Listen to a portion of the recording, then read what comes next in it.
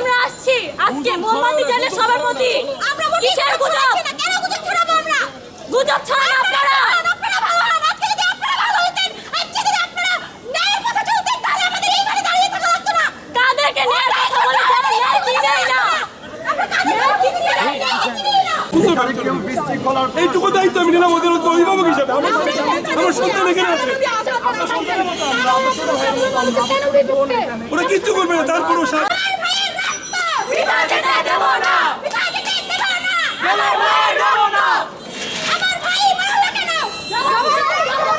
আজকে আমাদের নারায়ণগঞ্জের ছাত্ররা শিক্ষার্থীরা তাদের সহপাঠীদের মৃত্যুর প্রতিবাদে তাদের শ্রদ্ধা জানানোর জন্য যে একটা কেন্দ্রীয় কর্মসূচির অংশ হিসেবে তারা শহীদ বেদিতে শহীদদের স্মরণে তারা একটু মোম শিখা জ্বালাবে, তাদের প্রতি শ্রদ্ধা নিবেদন করবে। খুবই শান্তিপূর্ণ একটি কর্মসূচি ছিল। তারা দাঁড়িয়েছে, কিন্তু আমরা দেখতে পাচ্ছি যে পুলিশের একটি বিশাল দল সাথে স্ট্রাইকিং পুলিশ সহ তাদেরকে লাঠি দিয়ে এখান থেকে বিতরণ করে দেয়। এটা আমরা মনে করি, তাদের কাছে আমরা বারবার অনুরোধ করেছি যে তারা আমাদের সন্তান, তাদের সহপাঠীদের স্মরণে তারা একটু মোম শিখা প্রজ্বলন করবে, তাদের শ্রদ্ধা নিবেদন করবে, এটা তাদের গণতান্ত্রিক অধিকার।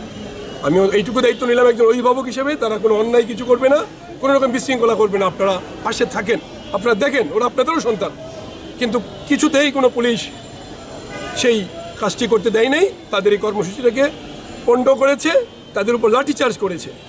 এটা অগণতান্ত্রিক, অন্যায়।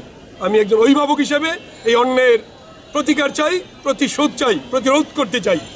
আমি সমস্ত অভিভাবকদের রাস্তায় দাঁড়াতে চাই যে এইভাবে পুলিশের লাঠিকে আর যেন বাঁচতে না হয়।